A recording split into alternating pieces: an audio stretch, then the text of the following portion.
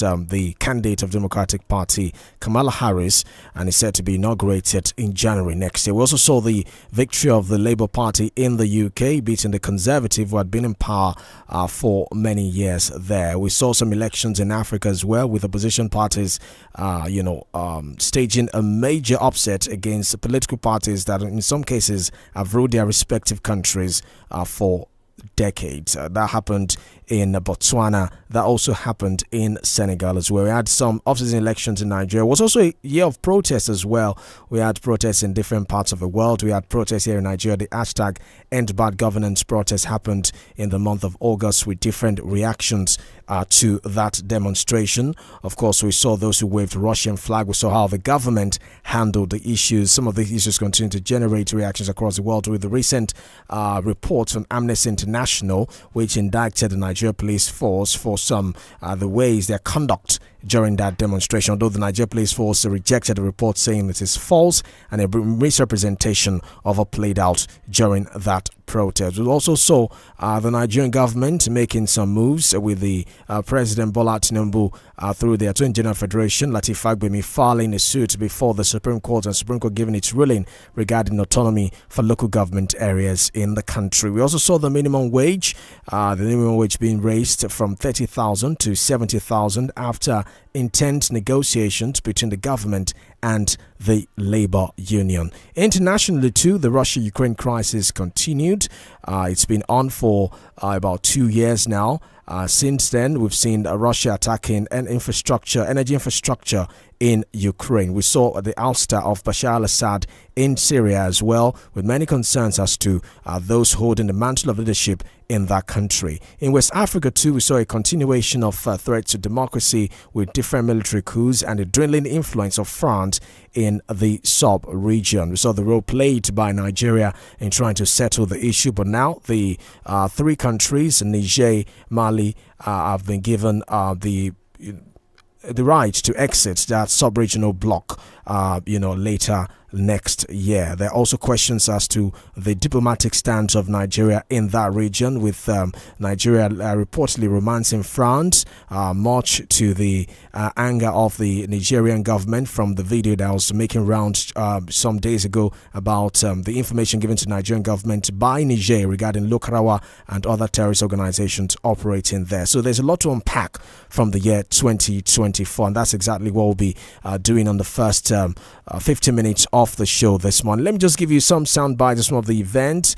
Trump's comeback as the president of the United States after winning that election, his victory speech. I also take you through the UK as well, Kastama's speech. I'll take you to Ghana, where John Mahama also is set to come back as a Ghanaian president after defeating the ruling party under the leadership of the outgoing president Nana Akufo-Addo. All of that and more right here on the podium.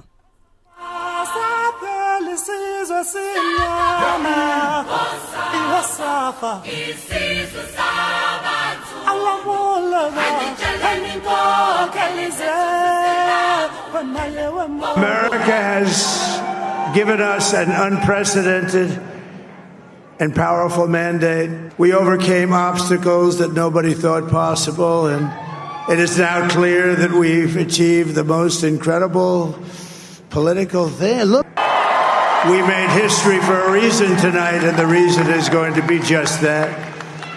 I want to thank the American people for the extraordinary honor of being elected your 47th president and your...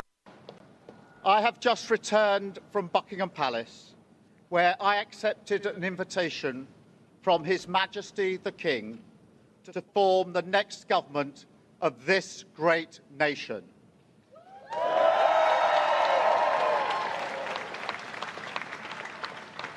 I want to thank the outgoing Prime Minister, Rishi Sunak. His achievement as the first British Asian Prime Minister of our country, the extra effort that will have required, should not be underestimated by anyone. And we pay tribute to that today. And we also recognise the dedication and hard work he brought to his leadership.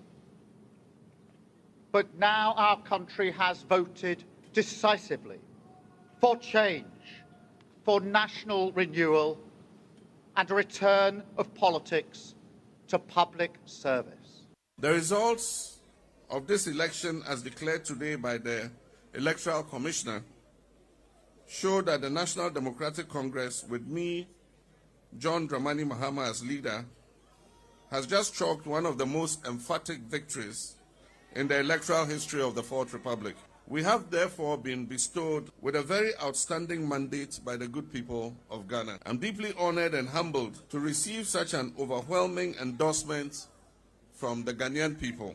This mandate represents many things for all political actors. Most regrettably, today's attack on Kenya's constitutional order has resulted in the loss of lives, also destruction of property and desecration of institutions and emblems of our sovereignty. Today's events mark a critical turning point on how we respond to grave threats to our national security. Well, that last part was William Ruto responding to, that's the president of Kenya, responding to those who protested just a few months ago, around June, July, thereabout in 2024, when they protested against this finance bill, which were due to raise taxes in Kenya. Of course, the bill was eventually withdrawn, and some sections of the bill are said to be reintroduced. It was indeed an eventful year. So let me quickly welcome our panelists before we introduce our guest for today. Professor Emeride, Professor of Political Science, University of Ibadan. Prof, good to have you. Good morning, sir. Welcome to the last edition of Podium for 2024. Yeah, good morning. It's a pleasure to be here, and also in company of my very dearest barrister. We are looking forward to a happy and prosperous new year as we enjoy the holidays. Certainly. Barrister, good morning. Yes, good morning. I also want to greet my brother, the learned prof. The noble prof. Although he no send chicken and rice to me. There is God. The same goes for Toba. Oh. No, and your radio station. No send rice. No send chicken. I was even expecting to say, well, maybe these people go shame everybody. Now cow then go send though. You know, nothing come. It's a solemn celebration because of the stampedes that happen across the country. So it's a solemn celebration for us. Yes, that was really unfortunate. Yes, really. Certainly. Okay, so let me start with Prof. A wonderful morning to everybody. Yes. Let me start with Prof. 2024, as I said, has been such an eventful year. We cannot capture everything within this short period. That's why I just took some of these things that stood out for me. But for you, what are the events that stood out for you this year, Prof? Well, I think on a global scale, it's one event that has not been mentioned here at all. The turmoil in South Korea. It's so unpredictable, and it tells us a lot about human nature. The other one is Trump's comeback, and what it has in store for us in the next 4 years in terms of global politics and international relations. Then coming back to Africa, wow, I think that 3 places, Botswana, Mauritius, and Ghana. These are places where strong messages have been sent about. I should also add Senegal, where the possibilities of democracy, especially the positive possibilities of democracy, have begun to manifest, and so we can begin to say the argument about democracy being alien need to be properly looked at in terms of what is universal about democracy and what we can take out of it and take responsibility for our own democracy, rather than the general argument about, there's something African, there's something un-African. I think we really cannot blame democracy. We need to look inwards, take responsibility for our country, and see how we can improve our practice of democracy. All right, let me go to Barrister.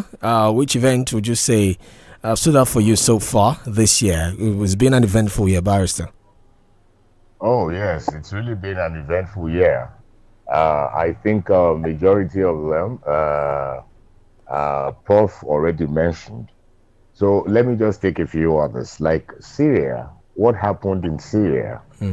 That those who think, they are untouchables are indeed the weakest. Who would have imagined that Al-Assad will end up the way he did? And then the trouble it portends for that axis, and Africa is not spared because of the link, between the various, armed groups. One is expecting part of the fallout to come to Libya and by extension to the rest of Africa. Another one that stands out for me is the misadventure of Nigeria with respect to what happened in Niger. Because I saw it portends quite a lot, danger ahead. If you look at it, we are surrounded by these countries in the Sahel, and that's referring to Mali, Burkina Faso, Niger.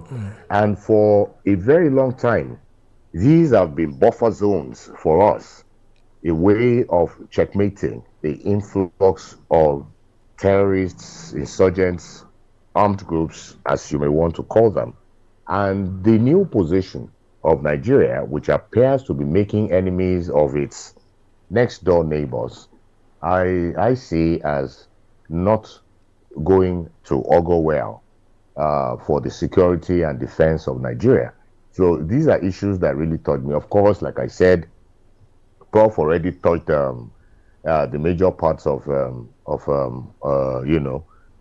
those countries where, except of course, again, the one that is unfolding between America, Canada, and Panama. Yes, Panama. Concerning the Panama Canal. Yeah. We don't know where that is going to end. Some people want to buy America off. America wants to buy the other country. And I think it's a pointer to what the new year will bring. Certainly. Well, so far, we should thank God, for everything. Certainly, of course, this event will give us a picture of what to expect in the new year, especially when Trump is inaugurated, the kind of policies he would implement on the global scale, and the impact it will have on ongoing conflict and other issues across the world. We'll take a quick commercial break. When we get back, we'll wrap up this conversation and we'll welcome in our guest on the show today. To stay with us, the Podium. We're back in a moment.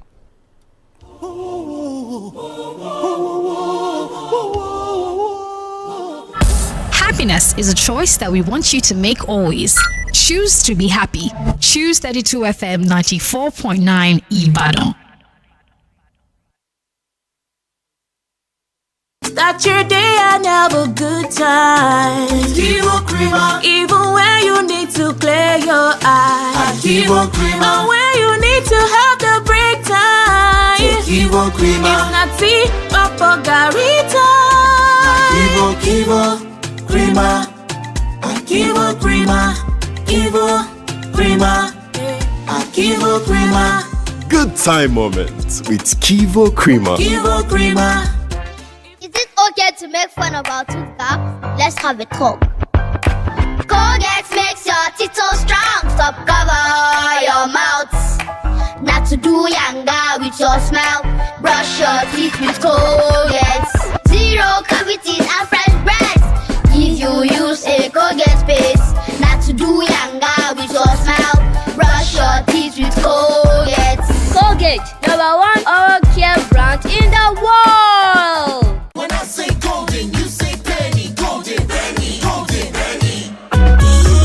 Wake up to breakfast with my golden penny and enjoy my first choice, nourishing goodness every morning. Oh,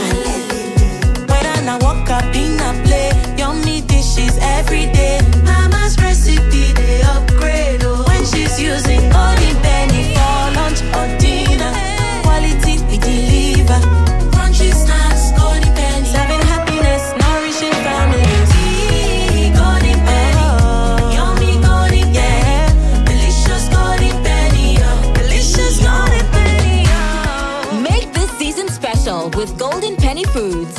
Enjoy delicious meals that bring joy, warmth, and love to you and your loved ones. Season's greetings from Golden Penny, home of good foods. Serving happiness, nourishing families. Yum! Ìgbà tó gbani ṣe baálẹ̀ gbọ́mi àkèrè tó tákèrè ní ṣe baálẹ̀ odò èèyàn tó bá téèyàn ní ṣe baálẹ̀ ọkọ̀ ìlú ètò òṣèlú níkànnì 32 FM lẹ́yìn tí máa pàdé àwọn àwòrò ṣàṣà olóṣèlú tòlútòlútò ohun àgbà òjẹ̀ lágbo òṣèlú wa nílẹ̀ Nàìjíríà pẹ̀lú atọ́kùn ètò Peter Ọlásùpọ̀ Captain P2 aago 11 òwúrọ̀ sí 12 ọ̀sán bẹ̀rẹ̀ ní gbogbo ọjọ́ ajé lẹ́tọ̀ òṣèlú níkànnì 32 FM 94.9 ọjọ́ ajé ọ̀sẹ̀ yìí lẹ́yìn máa pàdé ògbóǹtarìgì ọ̀kan lára àwọn aṣáájú ṣojú ẹgbẹ́ òṣèlú nípínlẹ̀ Ọ̀yọ́ Alhaji Abdulrasheed Adéyẹmí Adébísí ọlọ́pọ̀ èèyàn lórí ètò òṣèlú. Fún èyí tó ń ṣẹlẹ̀ lọ́wọ́lọ́wọ́ sí kò tiẹ̀ bá mu rárá ẹ̀yìn pátápátá láti ẹ̀gbọ́n tìgbà tí mi ò wá sínú PDP náà tó mo lè sọ̀rọ̀ wọn ní sọ pé ogun gbìjà PDP ni ìgbà tí PDP wà ń bẹ̀ ó tún yàtọ̀ sí ìgbà tí àwọn APC wà ní eléyìí wá wọ̀ sí. máa tó ń wọlé sí kódà níbi ìmúra ẹ̀ ti kọ́kọ́ máa jàǹdùkú ṣé ìmúra tọ́mì yẹn sọ́jọ́ jàǹdùkú àjọpàdé ń patí ni. ṣé ìmúra òsínlẹ́rì ìjọ ti jàǹdùkú. ìwọ náà wò síra wọn ṣé tọ́mì ń to nǹkan mára tí ó tóbi kíní tí ó tó mọ̀ àjàtọ̀ wà ń bẹ̀. sàánù lọ́pọ̀ èèyàn kí ló dé tó kúrò lẹ́gbẹ́ òṣèlú NNPP kí ló kò fa abáṣáájú bá fẹ̀gbẹ́ sílẹ̀ eré gbogbo ìbéèrè àti ìdáhùn ó dẹnu Peter Ọlásùpọ̀ ohun Alhaji Adébísí ọlọ́pọ̀ èèyàn ètò òṣèlú níkànnì 32 FM 94.9 ara ọ̀tọ̀ ni ẹ má fòrùlé wé PDP. We share love, we share joy, we come with open heart. Oh, share yummy. So celebrate, jubilate, share the plate, just follow the aroma. 'Tis the season to show some love.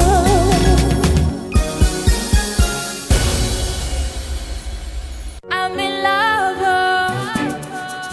Tomato mix, stand up. Is it to open? Is it to squeeze? Is it to scoop? And is it to stir? Sonia tomato mix in a new stand-up pouch. Oríta bá ṣọ̀run Ìbàdàn ìlera lọ́rọ̀ cooperative investment and credit society limited alájẹsẹ́kù tó ń ṣe ìrànlọ́wọ́ fún gbogbo ènìyàn nípa ìlera wa ló ń sọ wípé ìlera lọ́rọ̀ o. bẹ́ẹ̀ni o tó bá ń ṣọwọ́ kan ìbàjọ́ tó ń ṣọwọ́ kan àárẹ̀ tá a wá nílò owó láti fi tọ́jú ara ẹni ọ̀pọ̀ yẹn tá ẹ̀sán ṣe tó ń padà já sí tọ́lọ́jọ́ tọ́ra ìrùwò tọ́jú àìsàn ni iléeṣẹ́ Yemax Aba àjọṣepọ̀ pẹ̀lú Oríta bá ṣọ̀run Ìbàdàn ìlera lọ́rọ̀ cooperative investment and credit society limited tó pàṣẹ gbòǹtẹ̀ ìjọba lóní tá a bá lówó lálájẹsẹ́kù cooperative yìí àgbẹ́kẹ̀lé ni o afẹ́sanwó ilé ìwé ọmọ tàbá ní bùkátà tó súyọ láìrò tẹ́lẹ̀ ìrànlọ́wọ́ ojú ẹsẹ̀ àǹfààní láti yáwó tá a lè máa dá padà díẹ̀díẹ̀ lélẹ́yìí àwọn tó bá tún wá fowó wọn dókòwò pẹ̀lú wa ìdámẹ́wàá ni wọ́n máa gbà lórí owó wọn ó jẹ́ kọ́sítọ́mà ó jẹ́ kọ́sítọ́mà àǹfààní yìí wà fún gbogbo èèyàn ní ẹ tara ṣàṣà máa bọ̀ lọ́fíìsì wa block B shop 37 and 38 Islamic shopping complex Basọ̀run Ìbàdàn telephone 070-716-88889 tàbí 070-16-707-783. Hello, abeg no vex. This Milo packet look different too. I see say dem write support energy release for this packet. Abeg, na the same Milo? No, this na the new improved Milo. The support energy release means say when you give your pikin dem Milo as part of their breakfast, you dey give them enough energy wey dem need to go school. Ah, I like this one. Your pikin dem need nourishing energy. Make you give them the new improved Milo for breakfast. E get correct nutrients wey dey support energy release to help them use their day well. Milo, energy to go further. Milo. Just because you do not take an interest in politics doesn't mean politics won't take an interest in you. The funds spent were properly spent because we got them from intervention funds. You only you waka come. There is God. I don't know which party my wife belongs to, but she belongs to my kitchen and my living room and the other room. Stay in tune with politics on 32 FM 94.9.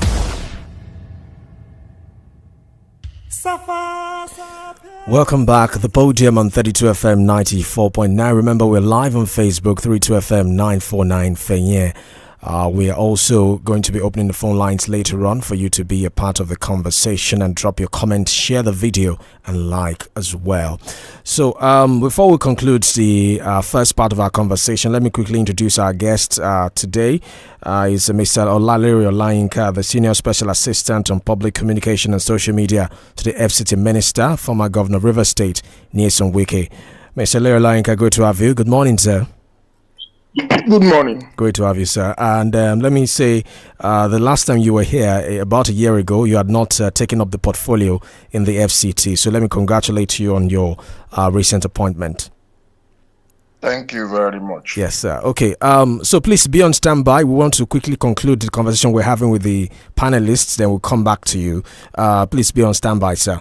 Okay. So, Prof, very quickly, as Barrister mentioned before we went on that break, he said that some of these events that happened in 2024 give us a picture what to expect in the new year. So it looks like in January, Donald Trump is going to be inheriting a world full of different crises. People are wondering. Some people are already permutating and projecting how he's going to handle some of this crisis and the implication of the kind of people he's appointing, the policy rollout on the multilateral shape up of the international system. So what are your projections for 2025, especially looking at the events in Russia and Ukraine, the event in South Korea that you mentioned, the seemingly strengthening of the right-wing movement in different countries across Europe, that anti-immigration wave that is going on, the ultra-nationalist movement that seems to be rising right now in different parts of Europe. That's the kind of world that Trump is going to inherit. What are your expectations for 2025 in that context? Well, you know that Trump is all for the nationalist movement. You can see what he's already talking about regarding the Panama Canal, the policies he's talking about, he's going to put in place in terms of American companies enjoying tax relief and bringing the jobs home and so on. So this is typically in line with this populist nationalist orientation. So Trump is going to be at home with those kind of people. And he loved Erdogan in Turkey. That he also has love for dictators around the world who put their countries first. And so with regard to that, we are going to see an increase in those tendencies and then becoming a dominant orientation in international politics. With regard to South Korea, I think they are very conscious of Trump coming on board, and that's why they want to quickly impeach Sue, and then so that they can call for fresh elections and have a new president in place. And that's why the acting president, because he has refused to constitute the panel of justice to conclude the impeachment process, he has also been impeached. So we don't know where South Korea is heading, but I think they are very conscious of the arrival of Trump, and they are trying to push as far as possible their effort to expand democratic faith and reign in dictatorship. With regard to Syria, well, I think great things are happening in Syria already, and the United States under Trump will be left with just collaborating with those former terrorists who have now become government officials to see how they can return stability to Syria, because it seems Syria has now been abandoned by Russia and then Iran, and it's a place where America is beginning to establish their foothold. They created a lot of mess in that place in the first place, and I don't know what Trump the orientation would look like in that regard. But for Ukraine, the Russian-Ukraine war is very clear. He thinks that he has emphasized even during the campaign that what he's interested in is to stop the dying, stop the killings. And so he says Zelensky must be ready, to compromise, must be ready to accept the current status quo as a basis for negotiation in terms of Russia's control of several parts of Ukraine's territory. I think Zelensky will be the greatest loser and it's a lesson for minor powers regarding international politics. It is foolhardiness to go into a war depending on the weapons and support of a foreign ally. That happened initially also with the opposition in Syria. And what you find now is not that same opposition coming on board. It's a different kind set of tendencies that have taken over Syria. So it's going to solve some problems. It's going to complicate others. I don't think it's going to leave the world better than it's going to meet it. Right. So I think it's going to be a great challenge for international politics. Okay, then let's switch over to our guest again. Mr. 𝐃𝐈𝐒𝐿 is our guest this morning, Senior Special Assistant on Public Communication and Social Media to the FCT Minister, former Governor of Rivers State, Nyesom Wike. Thank you for joining us once again. And let's begin with the trending issue, the issue of demolition, allegations of land grabbing. I'm looking at this report from the Daily Trust. It says throughout 2024, there's been extensive demolition exercise within the FCT targeting illegal structures. In fact, the Director of Department of Development Control, Mukhtar Usman Galadima, recently said that about 20,432 buildings have been pulled down. Some say this number is staggering, within 2024 alone, given the current economic reality of the country. What do you make of that line of thought, Mr. 𝐃𝐈𝐒𝐿? Well, my first response, as always, is when people talk about land grabbing, the question I ask is, can you grab what belongs to you? If you are the owner of the land, you own land somewhere. Okay, let's say your family land. Can you grab it? Your family vested control of their land on you. Can you now be accused of grabbing the land? The land in the Federal Capital Territory is under the control of the president, and the administration of that land is vested in the Minister of FCT. Can that minister now grab land that is in control, in charge of? That is one. That's why I said there are arguments. I believe that only people who lack education, who lack understanding, who lack the running of government will canvass. Then the other issue is this. Can you accuse someone of grabbing land from you? The land that does not belong to you. A property you don't own. Can you now say somebody grabbed it or somebody stole it from you? The only thing people can steal from you is what belongs to you. So, and some of us have come out personally to challenge people who say, oh, they took my land from me. The FCT minister Wike grabbed my land from me. To come out with proof that they own the land. You can't just be talking.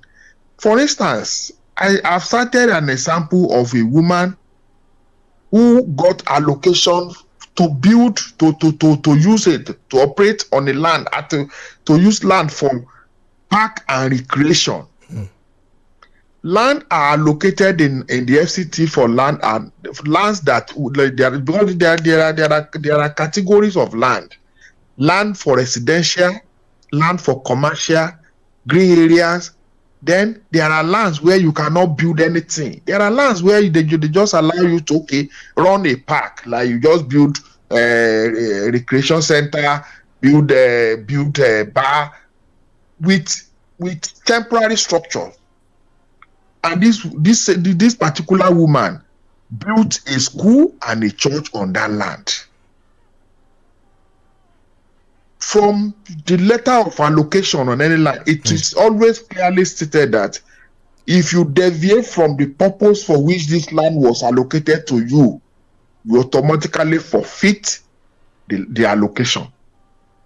So by building school and church on the land allocated for park and recreation, on your own, you have forfeited ownership of that land. And mind you, land allocation for park and recreation is always for a period not more than 30 years.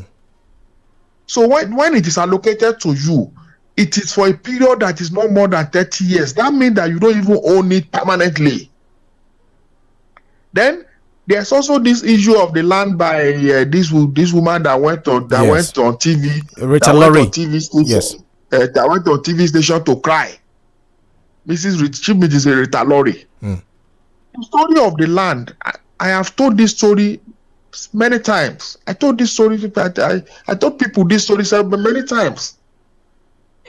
In the 80s, when Abuja was just coming up, contractors that got job to do construction works were allocated land for use as temporary site office, land to be used to house their office, to have as their office, and temporary accommodation for their staff. That is why that particular area of Abuja is called Life Camp for construction workers. At that period, company belonging to Mrs. Rita Lorry's husband, Paul Luther, was allocated land. Costain was allocated land. Aprofim was allocated land. Stabilini Fisoni was allocated land, and many other contractors like that. When these contractors finished their job, they left the site. The only contractor that remained there was the one owned by the husband of Mrs. Rita Lorry. Instead of leaving the site, the that company went ahead to build permanent structure and rented those structures out to people, and have been collecting rent for close to 40 years on a land that was allocated for use as temporary site office. I listened to the woman then saying that the land, my husband was a soldier, was a military officer, he fought for Nigeria. Was this how he will be paid back? The question is, did he get that land allocation, temporary allocation as a military officer? The answer is no. Mr. Lanka, I mean, I've listened to your response to the interview. Granted, I've also listened to your principal as well. He said that some people are just blackmailing the FCT authorities for the things that they are doing. But one of the allegations that have not been substantially refuted is by the owner of Saravera Nigeria Limited. Is in the media, and the woman also alleged in that interview that the company belongs to Honorable Kingsley Chinda, the minority of the House of Representatives, and a non-political. Yes. It's not. Let me. Hello. Yes. It is always convenient for. Hello. It is always convenient for Nigerians to bring. Hello. I can hear you, Mr. Lanka. I can hear you. Can you hear me, sir? Yes. It is always convenient for us to bring sentiment.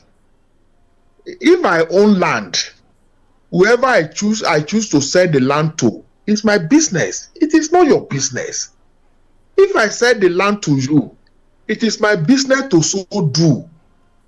If you have occupied a land belonging to government for 40 years, you've occupied government land illegally for 40 years. If you do that insane crime, you'll be arrested and prosecuted. You will not be the one to be talking about the land was given to somebody. What is your business about who the land was given to? After all, you wrote to government to say that, government, please, I have occupied this land illegally. Please, properly allocate this land to me now. And government agreed and wrote back to you that, okay, we allocate the land to you properly under the condition that you pay this, everything amounting to 67 million. So what was the time frame given, Mr. Lanka, for the regularization to be done? Okay. The letter was written on February 1, 2023. Between you and I, if you have been occupying land, a 2.2 hectares of land, consisting, that is 222,000 what is it called? 22,000 square meters of land. Yeah. In that part of Abuja, 1,000 square meter of land will not be less than 200 million now. 1,000 square meter, that is 1,000 out of the 22,000 square meter, will not be less than 200 million naira. So if you are now asked to pay 67 million on the land you have used for over 40 years, I'm asking you as a reasonable Nigerian, how long should it take for that person to pay that 67 million? That's what I'm asking you. That what was the time frame given? What was the window given for them to regularize the payment? In law, yes. In law, there's what is called reasonable time. When you say you pay within reasonable time is between 3 and 6 months. Okay. In law, ask lawyers. It's a good thing a lawyer is here. They add this. It should not be more than 6 months. They had this letter with them for 20 months. They did not do anything. Not even by writing back to the government to say, we have received your letter. We are looking at the conditions. Because of the situation of the country, we'll pay so. There was no response from them at all to government. The government waited for 20 months.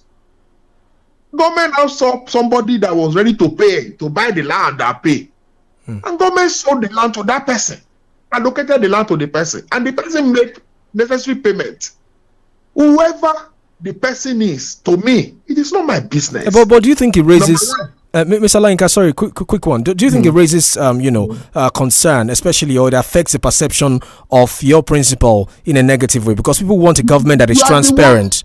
People want a government that is... So it's going to create a perception that land was taken away from some people and given... You are the one... Listen, you are the one that is talking about perception.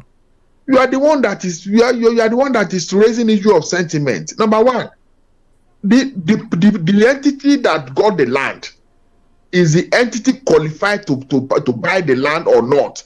The answer is yes. Are you now saying that, assuming we're not considering that entity that belonged to somebody from Rivers State?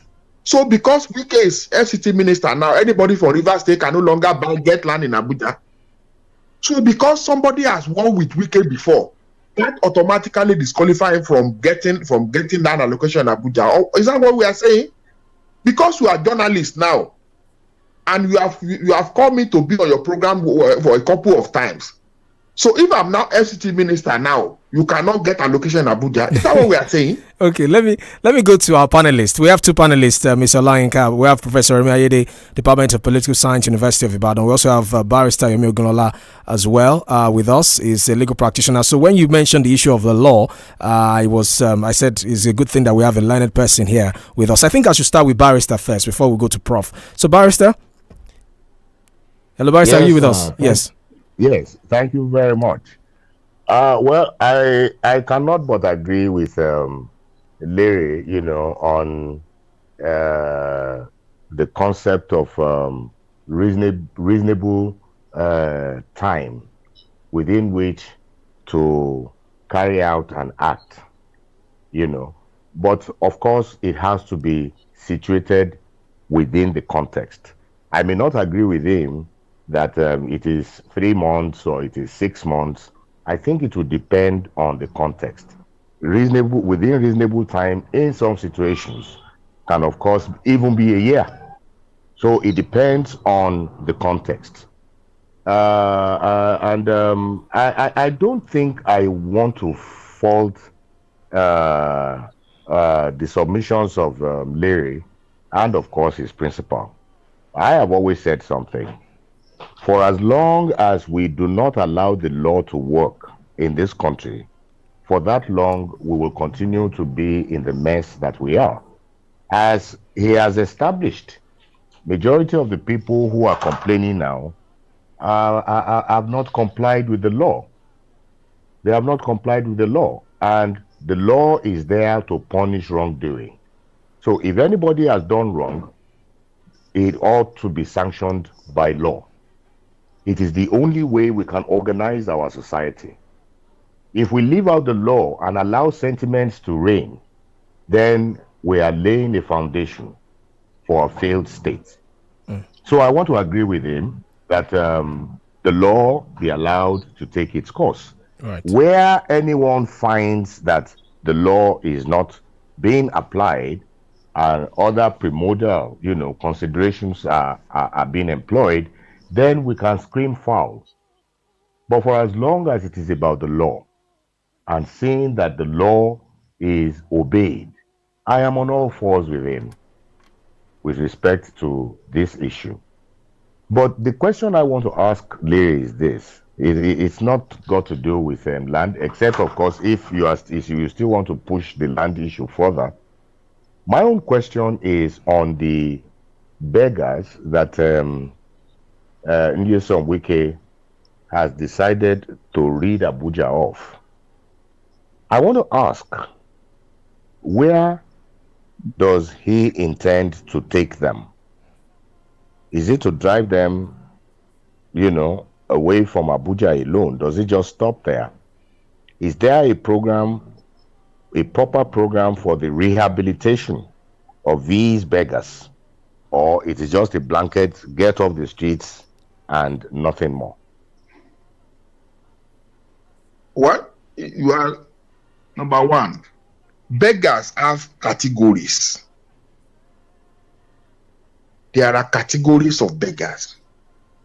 There are people in this country who have taken begging as a profession. They have taken begging as a profession. That Ibadan in Oyo State that you are, I know as a fact that beggars in Oyo Ibadan even have association. They are organized. They tell you, okay, you decide you operate in Bodija this weekend or this week. This one operate in Molete. This one operate in Challenge.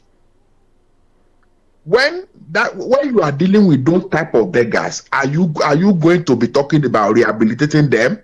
People who have seen that begging as a job. Then there are people that are begging out of the fact that they don't have. There are ones that they don't have. It is because they don't have something to do. If they have things to do, they will stop begging.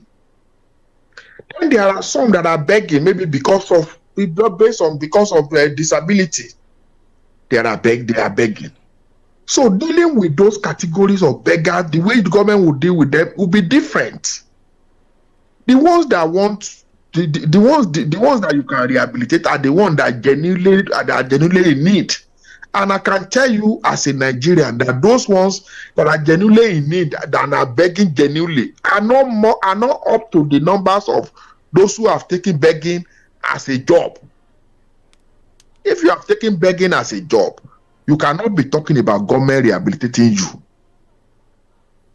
If you are taking begging because you don't have means of living, then government, as far as government, it is the duty of government to rehabilitate you.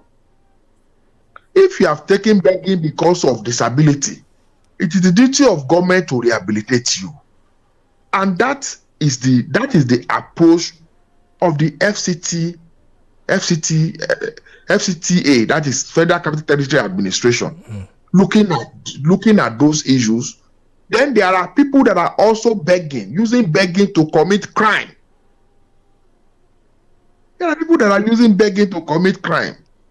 There are people that are sending their children out. There are areas in this Abuja when you go out by 2 a.m., you see children of 6, 7, 8, 9, 10 years outside. Anywhere you want to park, you see like 20 children already surrounding you. Like the Almajiri system in that part of the north.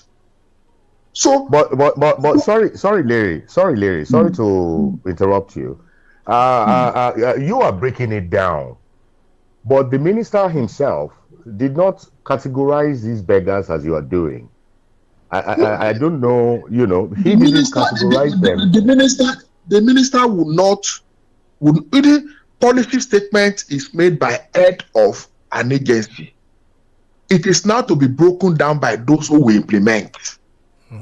And that is what I'm breaking down for you. It is not for the minister to say, this the minister to make statement. It is for those in charge. Those that will come out to say, oh, you are a beggar. It is there are those people that have been instructed to address the issue the way I have addressed it. Those who are coming out to act on that policy are already aware of what to do. When they gather people, when they pick 20, they profile them. By profiling, they identify their categories, and they are addressed as I have explained. Okay, let me go to Prof now. Prof? Hello, Prof. Hello, Prof. Are you with us? Yes, I'm here. Okay, Prof. Yes, you have the floor. Yeah. There are two issues. The first has to do with settlement within the Federal Capital Territory. I'm sure Larry knows that we have abundance of real estate constructions going on, and there are massive estates across the territory. But what you find is that some of them have spent over a decade unoccupied. Yet you have these many civil servants living in the outskirts because they can't afford accommodations in the centers. Is that not something that is negative for the economy of the Federal Capital Territory? That you have so many houses wasting unoccupied, dilapidating because of disuse, and then you have a lot of people homeless within the FCT, or some of them living a very far distance. And now that salaries have been, purchasing powers have been eroded, it's extremely very difficult for them to balance their life, living within the central area, working within the central area, and then having to commute from very far distances. Has that been a problem for the administration of the FCT? Well, accommodation, yes, it is a problem, but I don't think the FCT administration will have control over properties owned by private individuals and organizations. Those the property developers will build to make profit. You cannot now tell them after giving them rights, after they have purchased land, made necessary payment, and after they have done what they should do to take possession of the land. If they now put structures on the land and they choose to say they want to sell at 20,000, and it will not be, it will also not be right for government to now say because civil servants needs accommodation. I'm aware that there's Abuja Property Development Agency. That I'm aware that houses are also built by the FCTA, and I'm aware of a lot of civil servants living in those houses. But this one about houses not occupied, if you build house and they want to sell at their own rate, and in a free economy that we operate, government will not now say after you have put up your structure, because the structure that me as a developer is putting up might be different from your own. The cost at which I put up my own might be different from your own. So government cannot say, oh, blanketly, sell at 20 naira. Sell at 20 naira. But is that the only option available to the government? Because I'm thinking that if property has been constructed for many years and they appear abandoned and they are dilapidating, that should be a concern for the federal authority. Because even in abroad, people forfeit their houses for it will be a concern, and it has always been a concern. Let me give you an example. Some of the land that people are now talking to, or coming to the public to say government has taken over their land, the minister is grabbing land. Is first the first thing the man did was look at lands in areas that are open, like the main Abuja. I'm talking about the central Abuja now. I'm not talking about the satellite towns. People have gotten allocation for 10, 20, 30 years. For instance, imagine somewhere like Maitama, Asokoro, Wuse, Gariki, and you have unused land fenced there, grown up like forest within the main town, and you have provided accommodation for miscreants. For instance, the land on which Appeal Judges Quarters is being built was allocated to Julius Berger like over 20 years ago. Julius Berger did not use the land. And in allocation of land, there's also a limited number of years that if you don't develop, you forfeit the land. And for that reason, the land was taken from Julius Berger, and government is making use of the land now in overall public interest, building houses for judges, so that judges too can have befitting accommodation.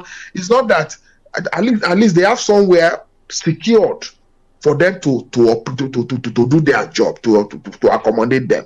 So that is being done. I'm aware of some lands that like that the government has said that if you don't develop within this space of time, you will lose the land. A lot of people are selling their land now, looking for who to develop them. Now, another one is the one you have mentioned about houses built.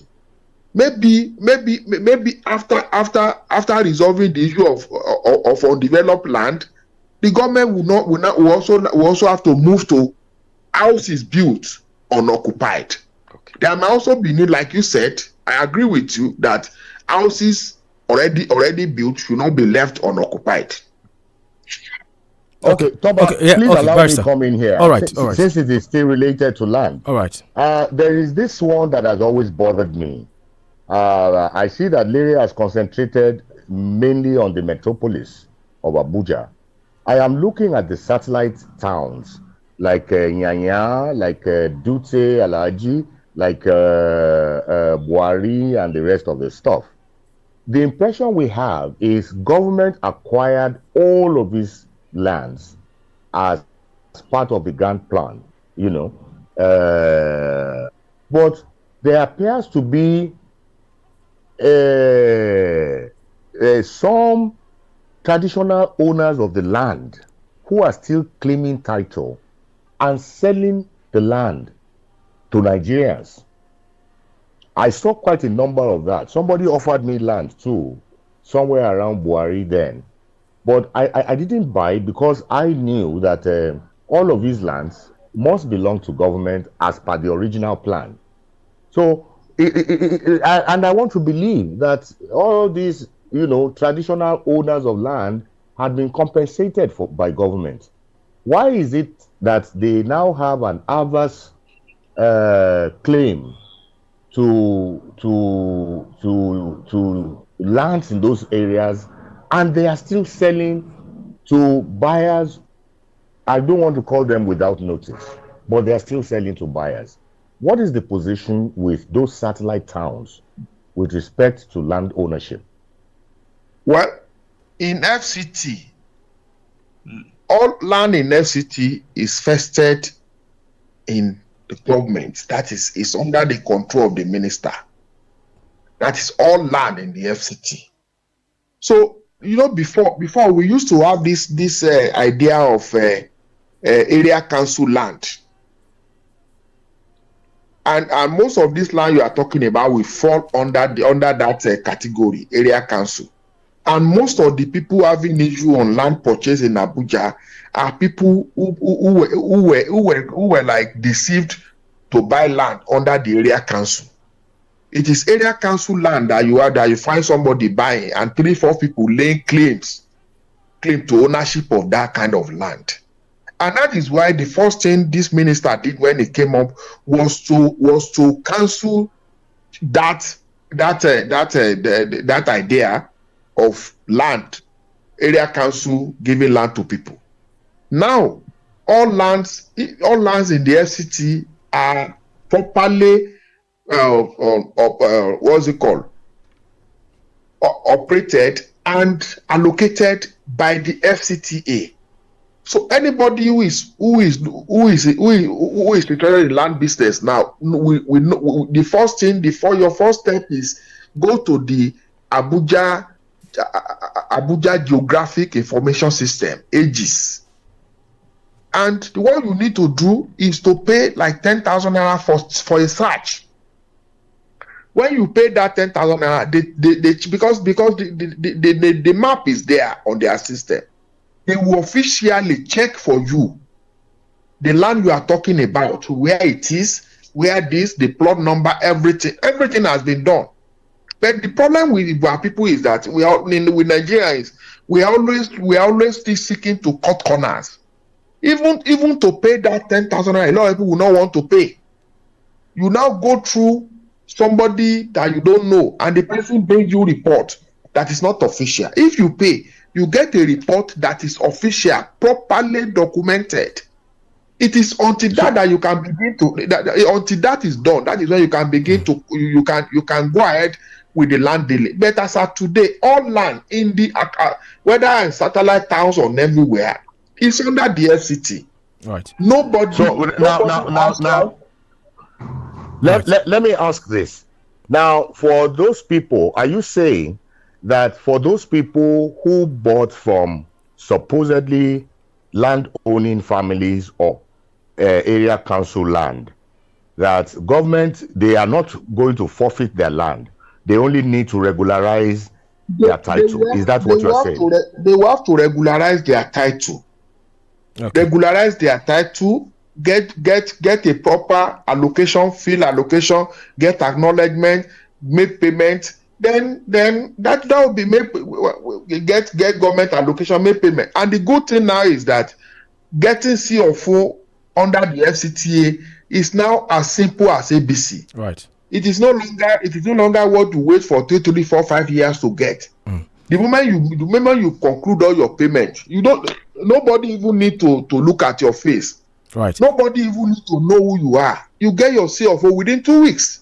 Okay, Mr. Olayinka, another issue dominating public discourse is the recent news of revocation of land titles in the FCT. There were several prominent names, mentioned on the list of those who allegedly failed to pay unnecessary levies on their land, hence the revocation. Initially, there was a name on the list, Muhammadu Buhari. When the news broke, the name was bandied around as the former president, Muhammadu Buhari, that he defaulted. Now, this narrative generated a lot of controversy until Garba Shehu issued a statement to clarify that Muhammadu Buhari is not the owner of the land, but the Muhammadu Buhari foundation. So some of the names mentioned generated a lot of concerns, amongst many Nigerians. Was that a gap in communication when the names were released, Mr. Olayinka, or what went wrong there? The name on the advert that was published was Muhammadu Buhari Foundation. The advert did not say that the land was owned by General Muhammadu Buhari. It was clearly stated Muhammadu Buhari Foundation. But the fact of the matter is also that as a journalist myself, if I see that kind of publication, I will pick Buhari from the Muhammadu Buhari Foundation. It is a normal thing in journalism when you want to advertise your story now. Certainly. And the question is also that what is the difference between Muhammadu Buhari and Muhammadu Buhari Foundation? From what Garba Shehu said, he admitted that former President Buhari knew about the foundation. So the foundation is known to the former president. So the foundation defaulted. The foundation defaulted in the payment of land duties. I heard that even like Garba Shehu said they did not pay because the charges was too much, was more than those of others. So they on their own defaulted because they believed that what was charged them was high.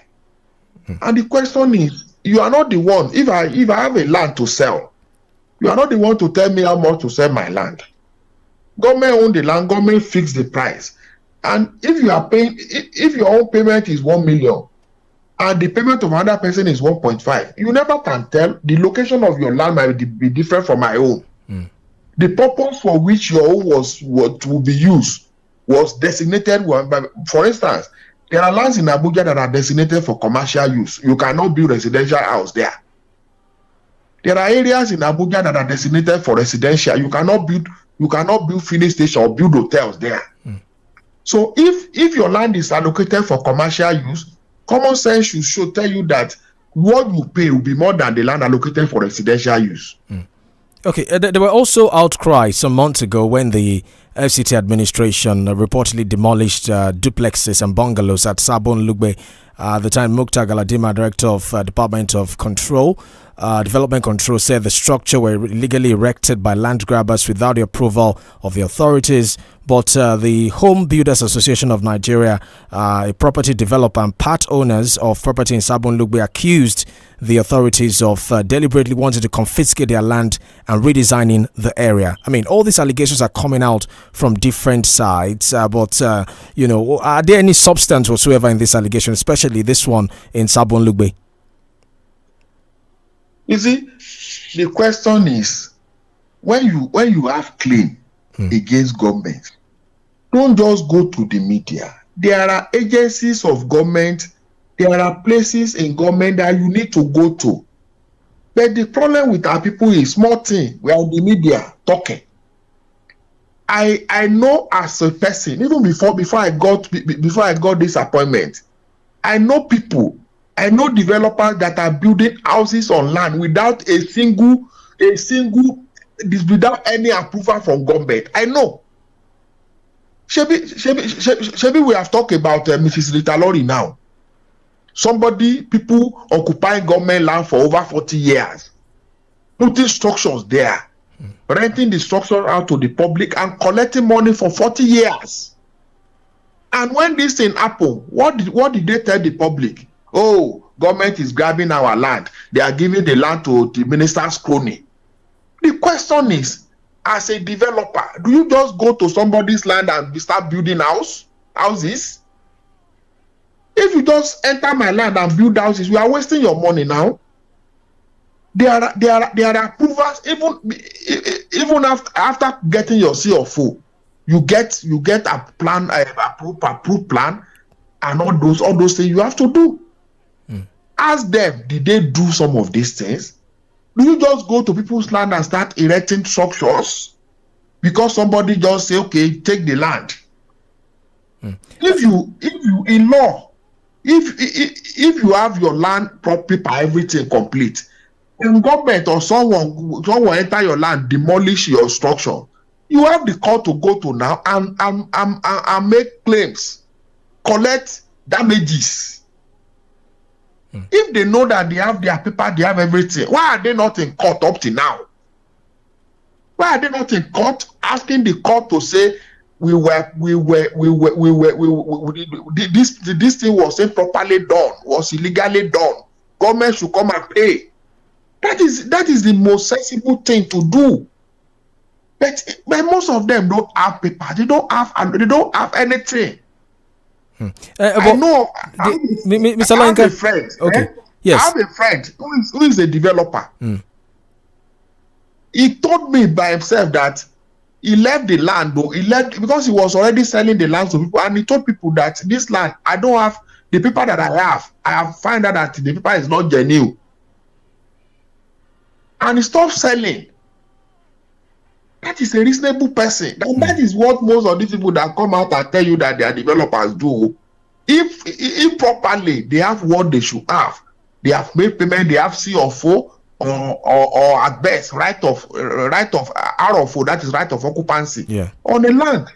They don't need to make noise in the media. Where they need to make noise is in the court. Yes, Mr. Olayinka, there are those who have also said that, yes, there's a position of the law, but the government too should adopt, according to them, a carrot and stick approach to handle this issue, because the issue of land is a very sensitive one, and you don't want to build a narrative that the government does not have human face, that you should try and be more tactful in dealing with these issues. What would you say to those who have that kind of that line of thought? You see, the reason we are where we are in this country is because we have always been having human face. We have always been talking about human face. For instance, somebody occupied government land illegally for 40 years. That person had 20 months to regularize ownership and pay 67 million on a land that one plot will not be less than 200 million. 200 million times 22. We'll be talking about over close to like 5 billion naira.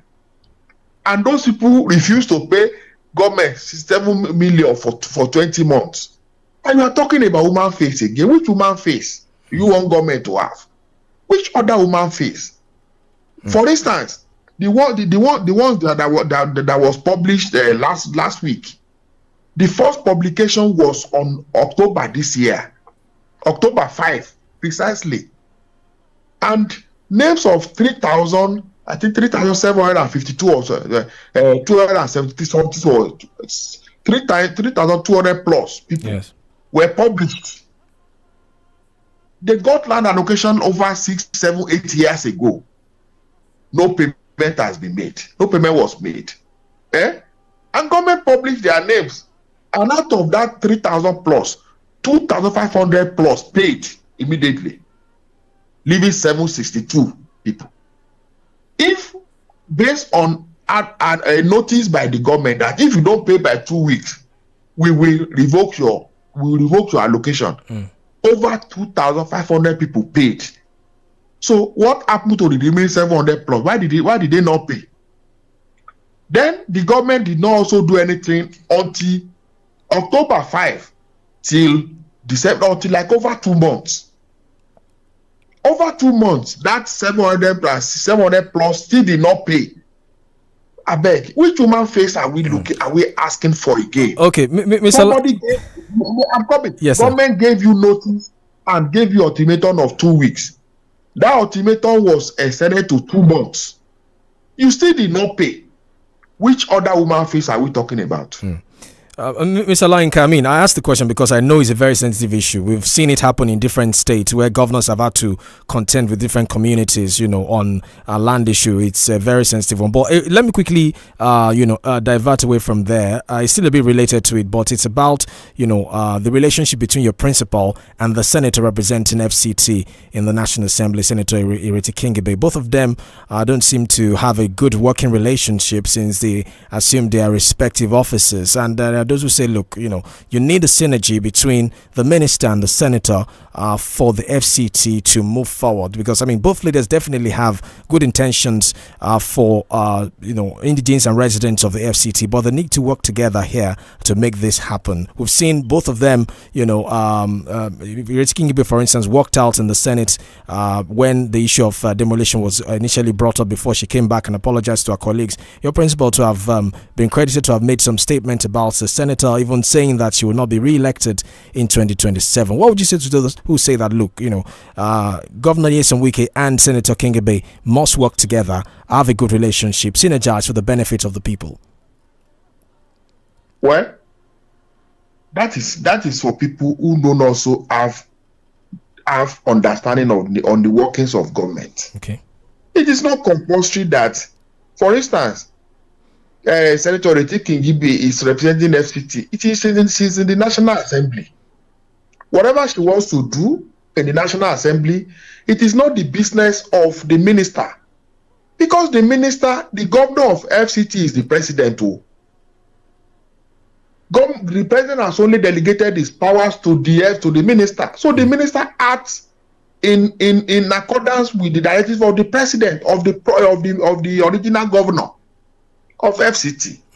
Then is Senator 𝐒𝐈𝐒𝐃𝐈𝐒 in the Senate Committee on FCT? Is she in the Senate Committee on Area Council of the FCT?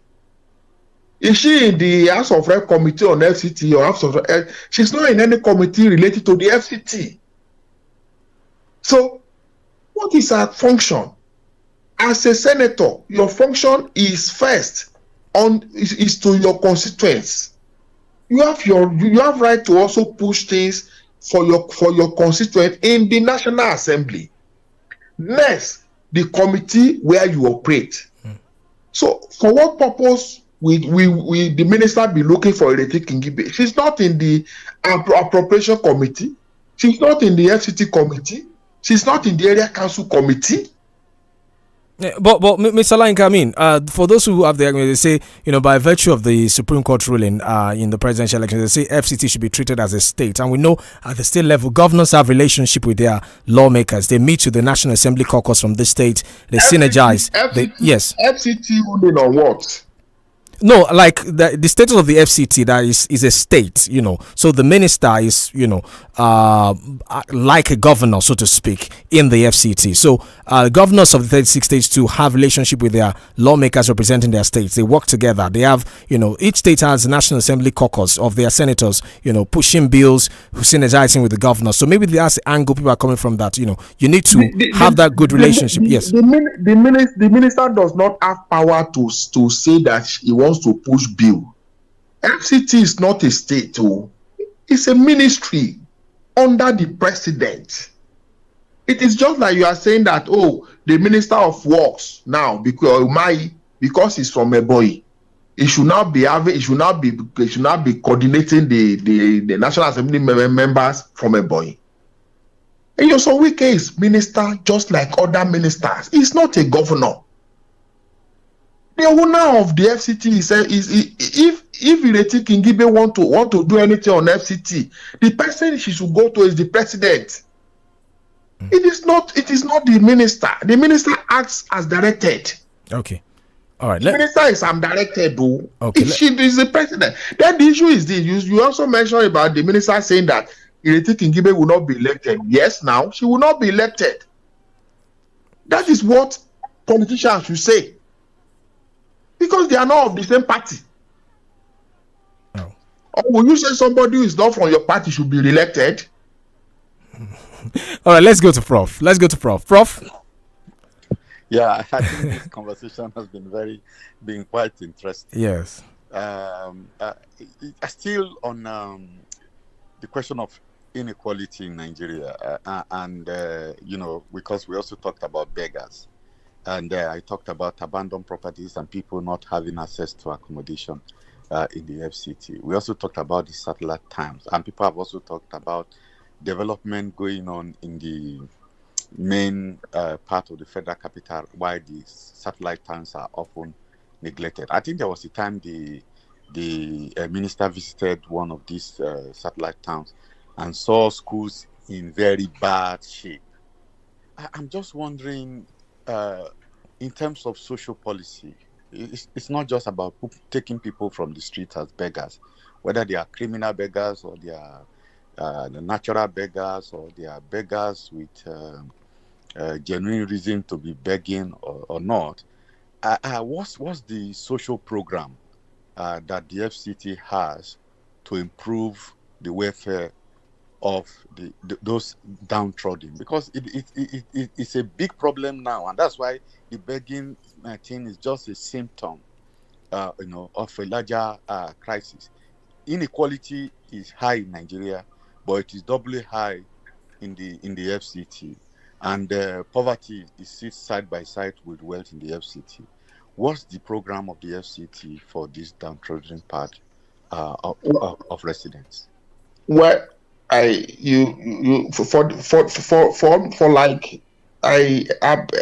been here now for like a month plus, and even me that I've stayed in this Abuja for like 5 years, there are areas that we have visited that I never knew existed.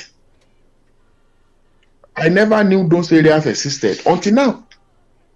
There are all these satellite towns we are talking about now. I don't know of any satellite town now in Abuja that there is no government project going on.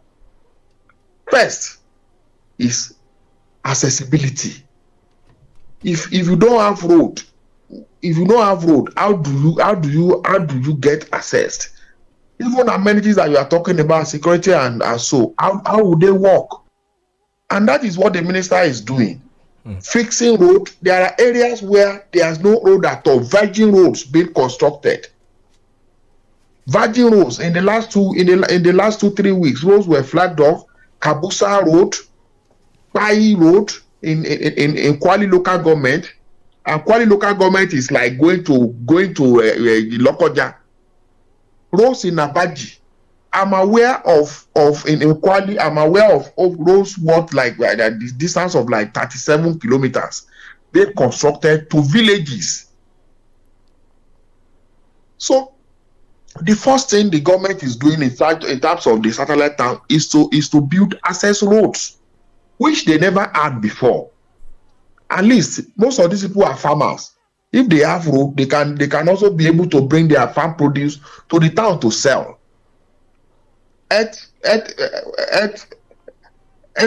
Management people can be able to access them. In terms of security issues, because most of the stories we heard in the past about people being kidnapped in Abuja happen in the satellite towns.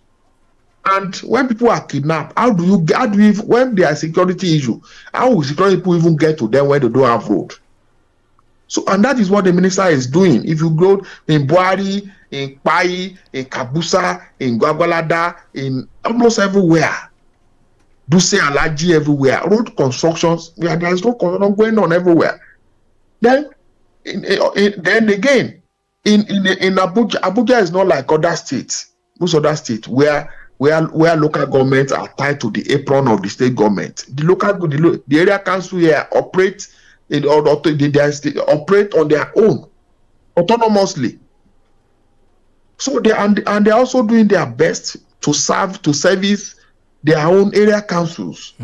So when there's this blanket mindset about poverty, downtrodden, and let me say this not as somebody speaking for the city minister now. Most of us are the reason for how we are in terms of poverty. In terms of poverty, most of us are the reason. Government should be prepared to do more to assist people. But how many of us are even willing to be assisted? For instance, we have people in this country earning income of, let's say, 50,000 naira in a month. Your income is 50,000 naira, but you have 4 wives. You have 20 children. How will government help you? How will government help you? You're earning legitimately. You are working as a civil servant or as whatever. You are earning 40,000 naira. Some gate man earning 40,000 naira and having 3, 4, 5 wives. How will government help that kind of person? All right, Mr. Olayinka, we need to take a short break. When we get back, we'll continue the conversation. Please stay with us. The Podium on 32 FM 94.9. In case you're just joining us, Mr. Olayinka is our guest this morning. He's a special assistant to the FCT Minister and former Governor of River State, Nyesom Wike. We'll be back in a moment. Do stay with us.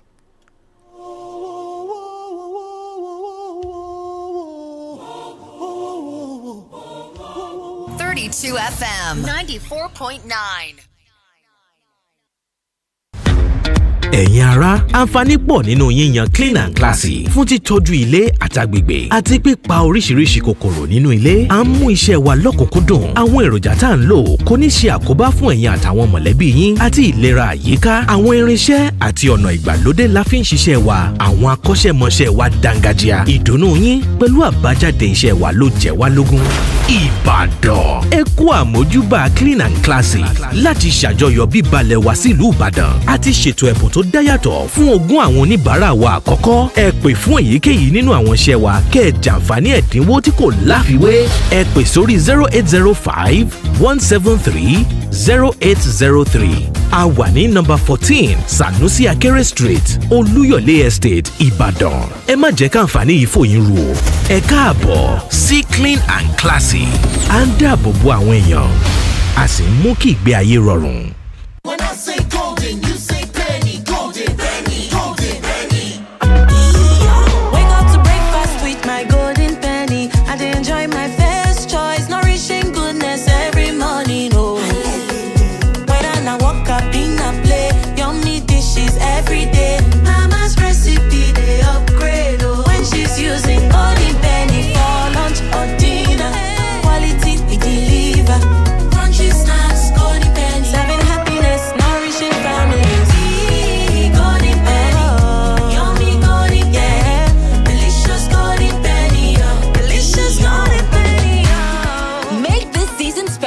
with Golden Penny Foods. Enjoy delicious meals that bring joy, warmth, and love to you and your loved ones. Season's greetings from Golden Penny, home of good foods. Serving happiness, nourishing families. Yum! Is it okay to make fun of our tooth gap? Let's have a talk.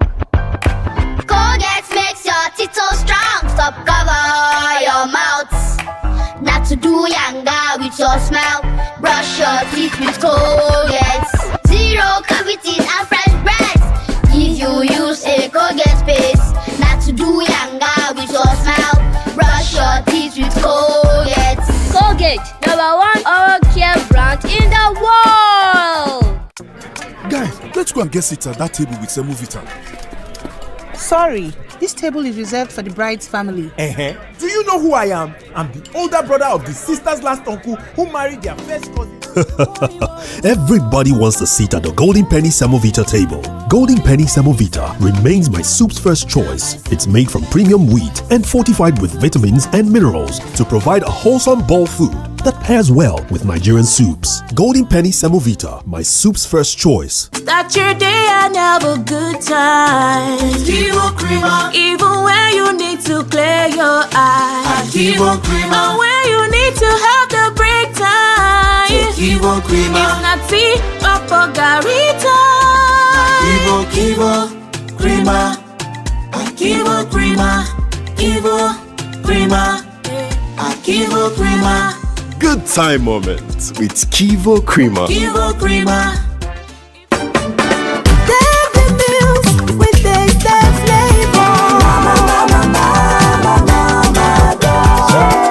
Mama dog, your cooking partner. La la la la la la la la. Cherry sweet, so rich and yummy. Mama dog, la la la la la la. Merry meals for you this season. Mama This season, enjoy meals that make the soul merry with Mama Dog cooking oil and spread. kò bá jẹ́ 24 29 tàbí 32 ṣáà ti fẹ̀yìn ẹ̀ pẹ̀lú wa lórí gbogbo ìkànnì ìbánidọ́rẹ̀ẹ́ kàn tẹ 32FM 949 fẹ̀yìn ẹ̀. èkúté ilé kì í gbénu omi lẹ́gbẹ̀lẹ́gbẹ̀ kì í gbórí yanrìn kó wá lélédùn àti ṣẹ̀dá ilé fún látọ̀run òkùnkàdáyé ká ṣiṣẹ́ tọ́ kákọ́lé kákàsẹ̀ kánilé èrè lórí ìdí nìyí tí iléeṣẹ́ soft sand properties tó ń ra dúkìá ta dúkìá fi ní kẹ́ ẹ máa bọ̀ kájọ dókòwò lọ́wọ́ yìí a ní àwọn ilé ńláńlá láwọn agbègbè tó ṣe é rí nílùú Ìbàdàn bíi Àpáta Ìyágànkú Akala Express Ọ̀jọ́ Àkóbọ̀ Akígbilé agbègbè Muslim àti àwọn ọ̀pọ̀lọpọ̀ agbègbè mìíràn nílẹ̀ yìí gbogbo dúkìá tó ń bẹ lákàtà wa nìwé wọn pé pérépéré bí ẹ bá tún wá ní dúkìá tẹ́ ẹ fẹ́ tà ẹ kàn sí lójú òpó ayélujára wa www.softsandsproperty.com láti rà nínú èyí tó wà nílẹ̀ àbí kí ẹ tún gbé tiyín náà wá fún títà tàbí kí ẹ pò sórí 09164615000 ojú òpó WhatsApp wa ní 09115550055 àṣeyọrí àti orúkọ rere tí 32FM ní ló jẹ́ kí iléeṣẹ́ soft sand ó darapọ̀ mọ́ wọn soft sand properties òrùlé fún tẹrù tọmọ. Feel better about your life. 32FM 94.9, the antidote to depression. Welcome back. The Podium on 32FM 94.9. Remember, we're live on Facebook, 32FM 949 Fenye. Drop your comment, like, and share the video there. We have Mr. YUSUF with us this morning. In case you're just joining us, he's a Senior Special Assistant on Public Communication Social Media to the FCT Minister, YUSUF YUSUF. So, before we went on that break, I think it was Prof's question that Mr. YUSUF answered last. So, let me go to Barrister. Barrister, you have the floor. Yes, thank you very much. Let me go to my comfort zone, the law and the judiciary. One highly controversial issue presently is the issue of the Minister of the Federal Capital Territory building residential quarters for judges and justices, which many consider an attempt to consolidate the alleged capture of the judiciary by the executive arm of government, especially when separation of powers is guaranteed under our present governance model. By virtue of the third schedule to the Constitution, particularly Section 20 thereof, the National Judicial Council was given life. Section 21 thereof lists the powers of the NJC. And if you go to Section 21E, it vests the NJC with the power to collect, control, and disburse all monies, capital and recurrent, for the judiciary. Does this provision not specify whose responsibility it is to provide such capital infrastructure for the judiciary? Why the FCT minister? Mr. Layinka. Well, let me come in like this. We give blanket what is it called? Blanket approach. Let me use that word, or definition to separation of powers. There's no absolute separation of powers. None. There's no absolute separation of power. The executive, the legislative, and the judiciary arm of government, there's always a meeting point. If we are talking about doing something for the judiciary, and we conclude in our mind that, it will be a means of controlling the judiciary, that money that the judiciary spent, who appropriate the money? It is the National Assembly. By appropriating money for the National Assembly, is it also not means of controlling the judiciary? Because if I'm the one to appropriate money to you, I can also say that, you want to spend 200 million this year. I will not approve 200 million. I will approve 50 million. And you have to come and beg me, okay, don't beg. Approve 200 million for us so that next year, anything you want, we'll do for you. That is one. Number two, government properties in this Abuja, the National Assembly, even the presidential villa, is owned by the Federal Capital Territory Administration. Land. Let me also go to this one. Let's assume that the NJC will be the one to build house. Where would the NJC get land allocation from? It is still from the Federal Capital Territory Administration under this minister, YUSUF. It will still be the one to allocate land. So is that land also not means of controlling the judiciary? I've raised 3 issues. Now the issue of building houses. When YUSUF was governor of Rivers State, he built houses.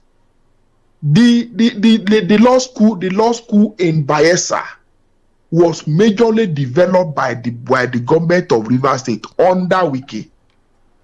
The people going to that law school in Bayelsa now are not YUSUF's children. They are not his brothers and sisters. They are Nigerians. It was because of what he did for the law school in Bayelsa that Rivers State got its own law school.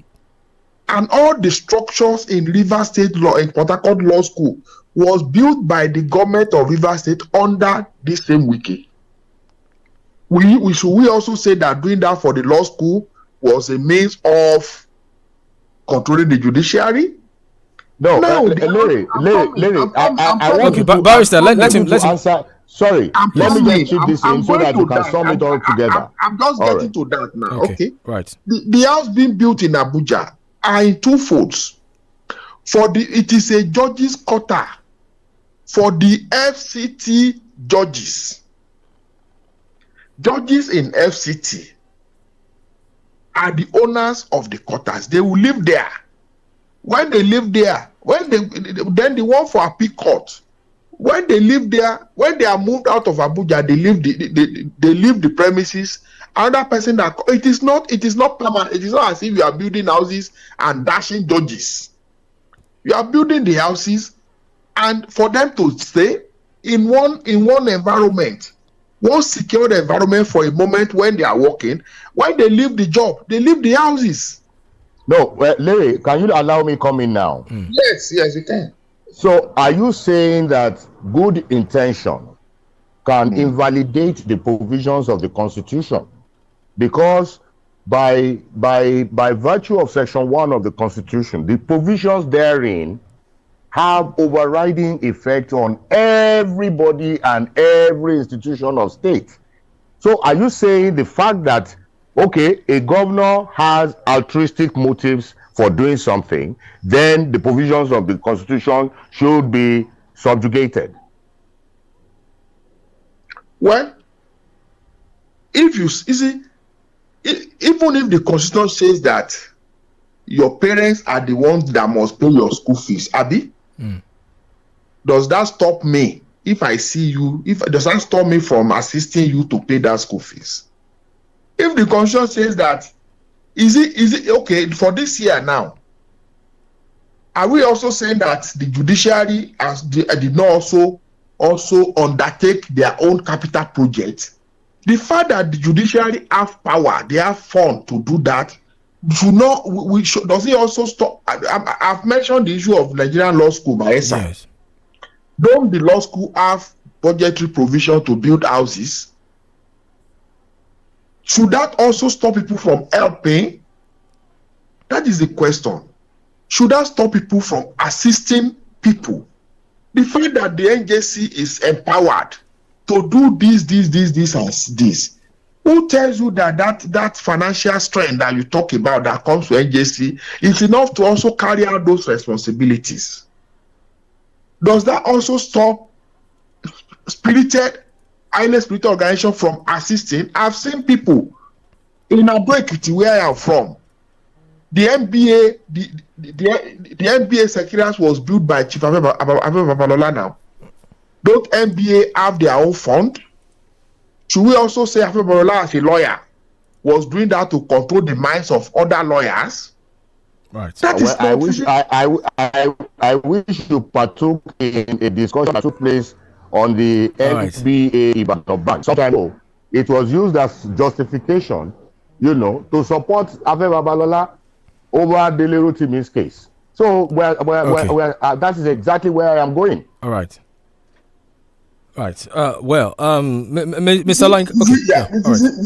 I know. You see, whatever you do and whatever you do not do, people will say talk. If you do it, people will talk. Okay. In the last 4 months, 100 brand new Toyota Hilux has been provided by the FCT administration for security agencies.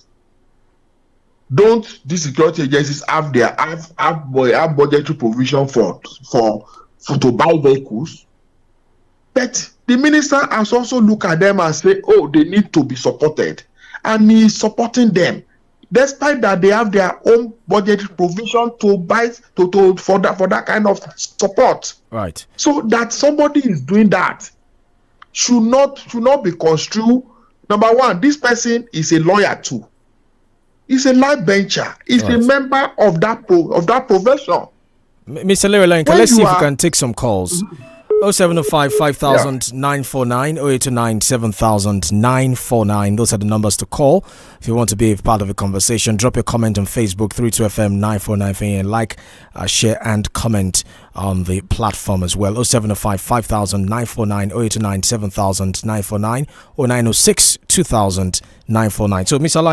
Alayinka, as you're wrapping up your thoughts regarding the series of questions Barrister asked you, I'd also like you to chip this one in on the political side. Your principal has been accused by some people that his actions and commentaries further weakened the PDP as an opposition. He said countless times that he has no regrets working or supporting the president and he will do it all over again. They say working with the G5 scuttled the chances of the PDP in the presidential election.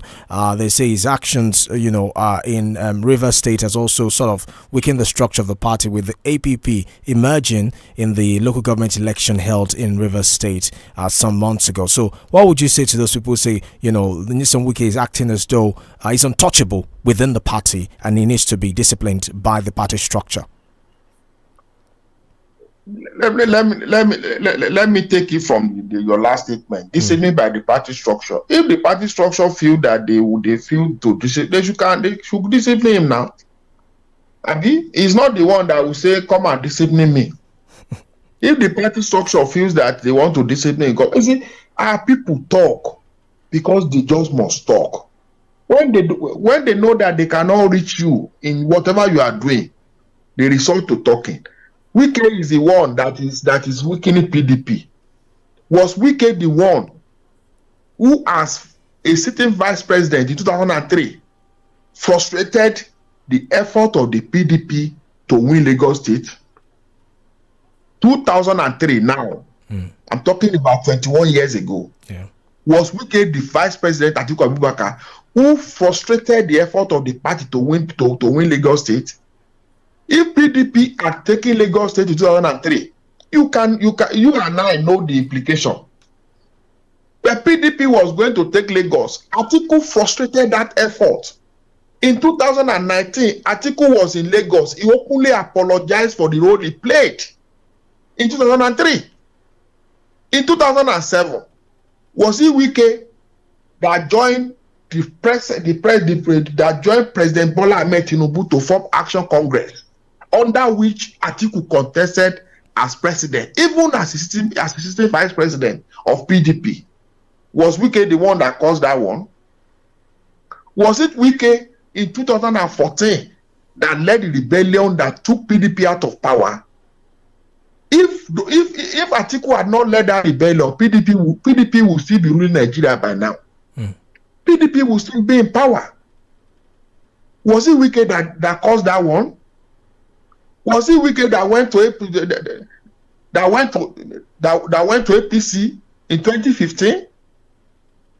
Was it YUSUF that came back to PDP and took the party ticket using ethnic and religious sentiment, taking the ticket in 2019, contesting election as president, losing, and leaving Nigeria to Dubai to go and stay for over 2 years without coming back to Nigeria? Was it YUSUF that caused that one? If you contested as PDP candidate president, you lost election. You left Nigeria, you left everybody here on their own to go and stay in Dubai. People took charge of the party. People provided fund for the party. You were nowhere to be found. You came back again, use the same sentiment, and you got the party ticket in 2002 to contest election last year. You got the ticket, finish. Number one, the process of getting the ticket was faulty. Then your party chairman, a day after the primary, instead of looking for a way to resolve crisis, went to the house of one of the aspirants to describe him as the hero of the convention. Was it YUSUF that caused that one? Was it YUSUF that made Atiku to go to YUSUF's house and promise to make him his running mate? Was it YUSUF? Was it YUSUF that made Atiku to renege on that promise? Was it YUSUF that made Atiku to announce his running mate and travel out of Nigeria to Dubai and spend 1 month? While the other candidate, that is President Bola Ahmed Tinubu, was in Nigeria troubleshooting, going to everywhere, going to beg people. Was it YUSUF that caused that one? The question is, we are too sentimental, we're too emotional.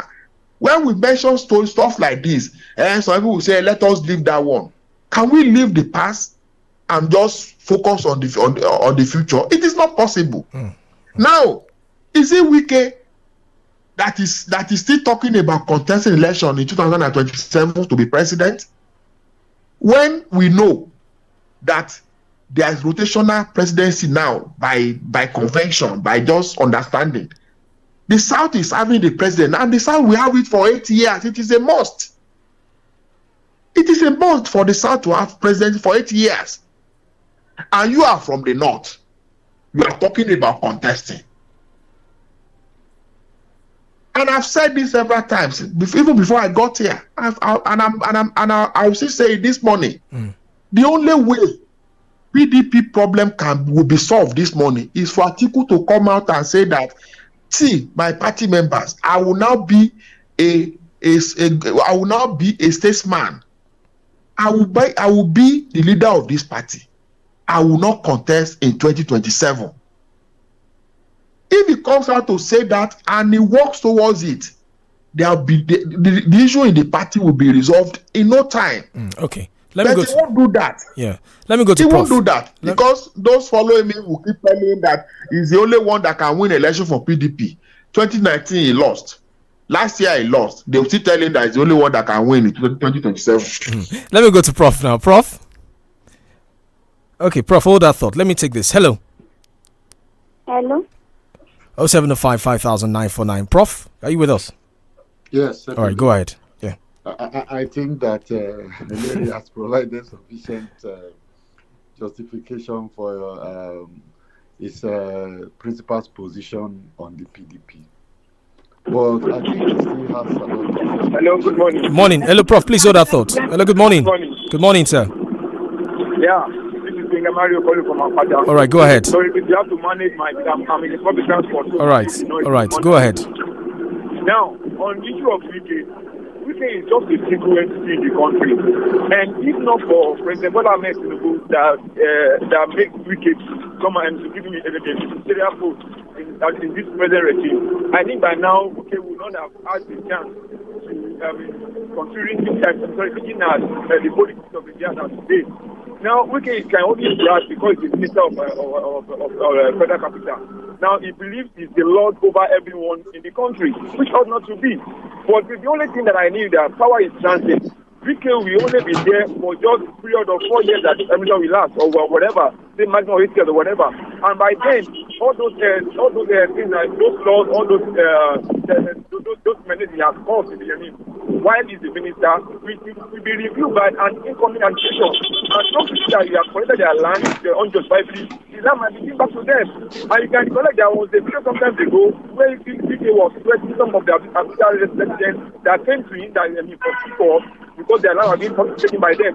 From them, and Wike was saying that it's not beating their they are going to go and beat my man. I saw that video. Right. So the video really trended then.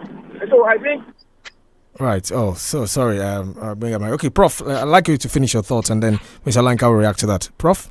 Yes, I was going. There's some linkages between what the caller said with what I was pushing for. Yes. And the argument is really that Wike's role has been strengthened by his appointment as the Minister of the Federal Capital Territory. But no matter how justified the situation within the PDP is, does Larry think that Wike's role in the politics of Rivers State is progressive and good for Rivers State? Mr. Lanka. Well, you see, politics is first and foremost it is your position. Politics of Rivers State you talk about.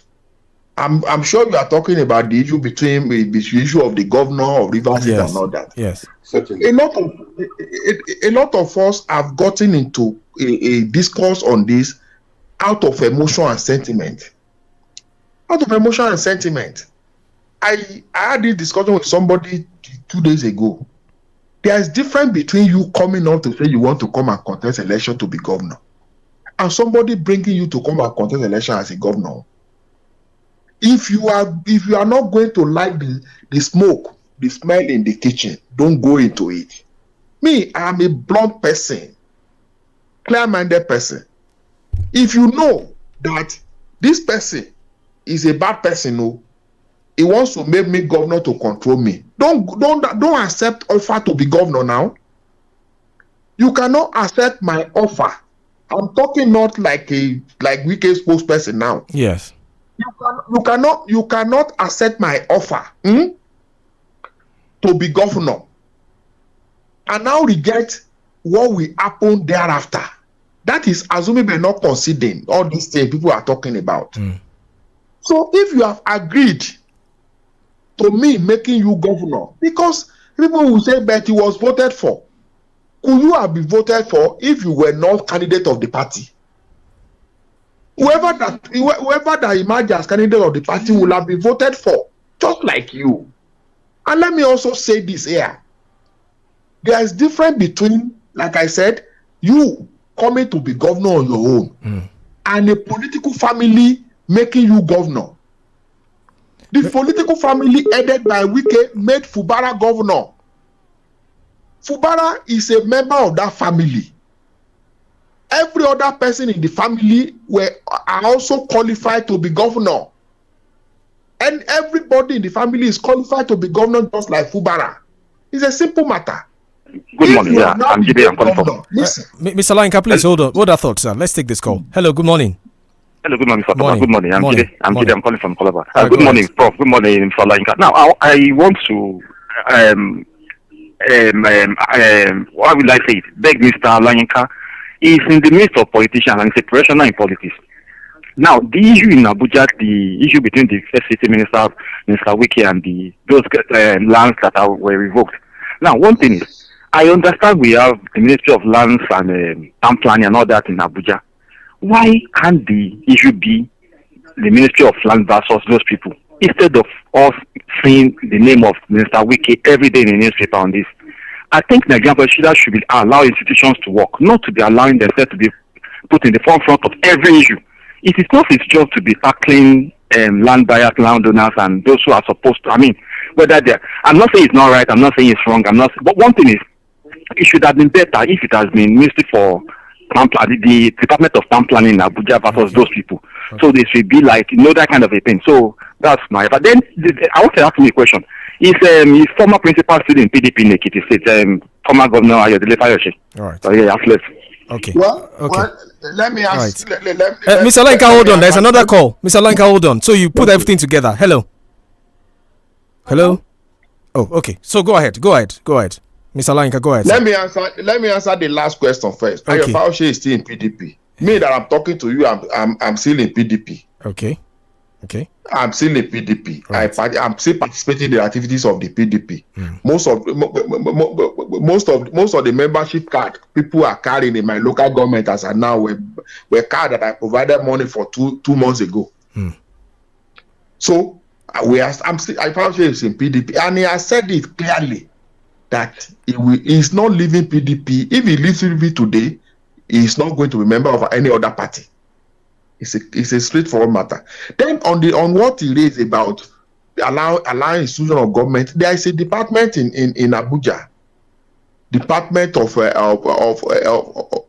Development and Control. There's a director there. These departments are working. Let me cite an example. When a soldier mobilizes, a military officer mobilizes soldiers to attack officers of that department in this Abuja, like I think last week. How was it reported in the media? Wike's men beaten by soldiers. These people are staffs of the FCTA.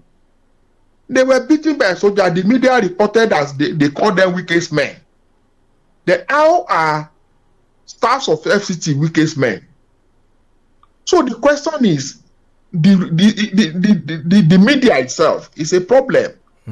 When you are reporting and staff of development and control went to a land to enforce government position, how will it be reported?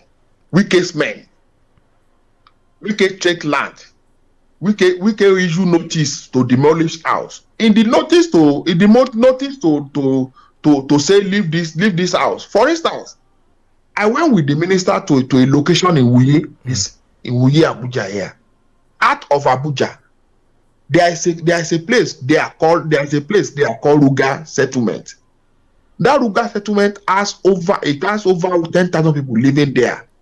And how is the place?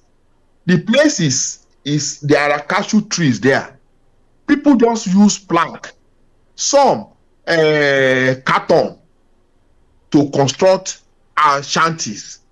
They will do plank and now use tarpaulin or sack to cover, and they were living there. Not a single building there with block, and that place was cleared. How did the press report it? Wike demolish houses in Abuja.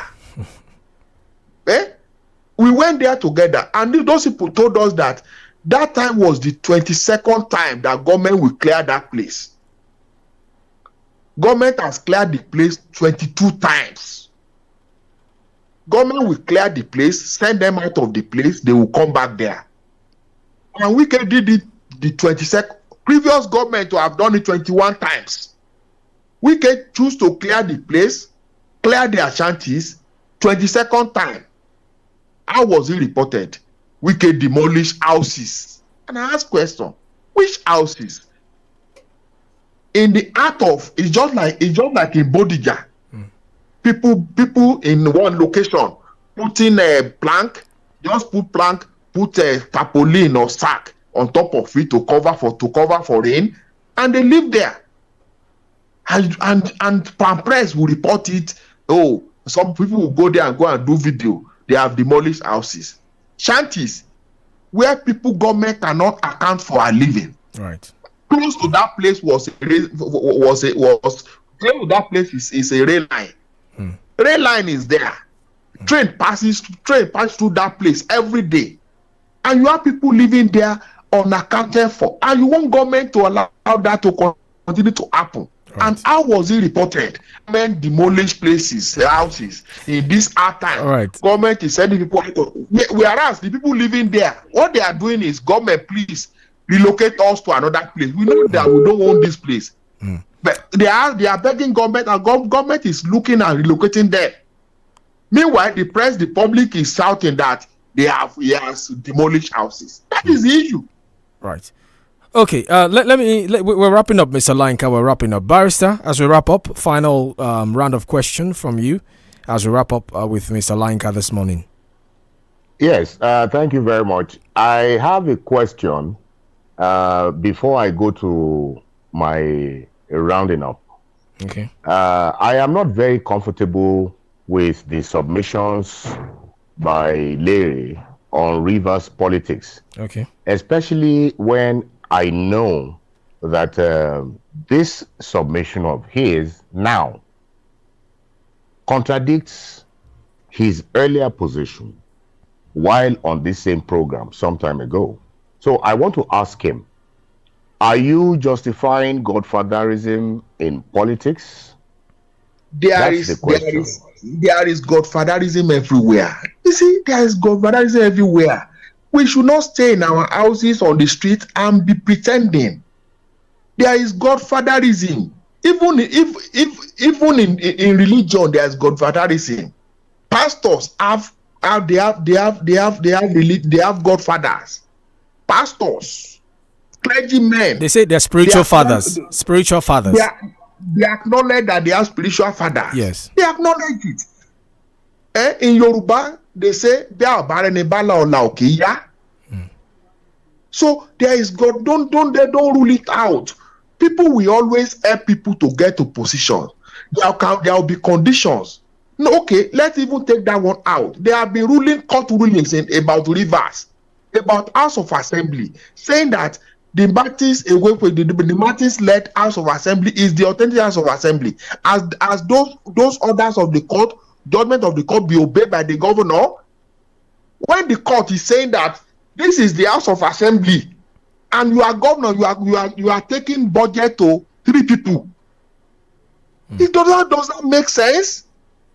Okay, if you are claiming that, okay, you are challenging that one time they said they have the camp.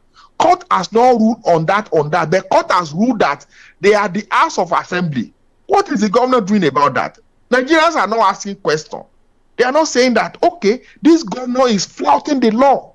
The person you ask question like a lawyer, as a lawyer rather, you are a lawyer.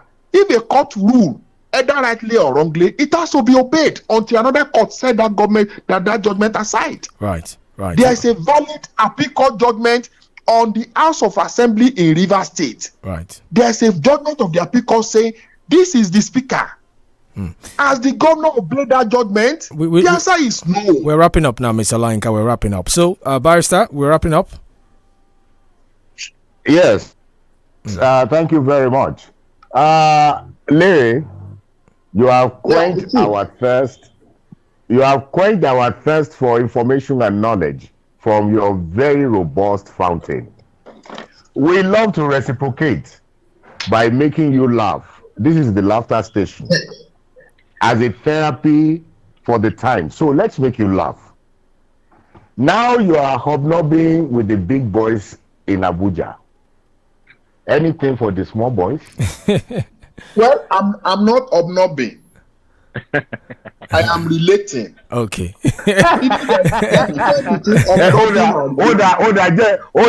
Change.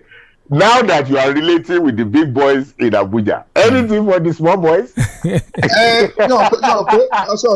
Ara oko tó bá fẹ́ jẹ búrẹ́dì á fi iṣu ránṣẹ́ sílé. Those you are speaking from Ibadan. Yes. Where is my own amala and gbegiri and ewedu? Wallahi dalai, e dey plenty. Every time when you come. All right, so let's go to Prof. Prof, we're wrapping up. Yeah, I think Barrister is right. Lere your amala and abula is in Ibadan. So anytime, Okay. I'm sure the family of the laughter station will give you a good treat. So it's been a very, very exciting moment with you. I commend your frankness, your candor, and the information awareness, the level of awareness that you have demonstrated for the role that you are currently playing. I can only wish you the best, and also wish the Federal Capital Territory the best under the administration of YUSUF.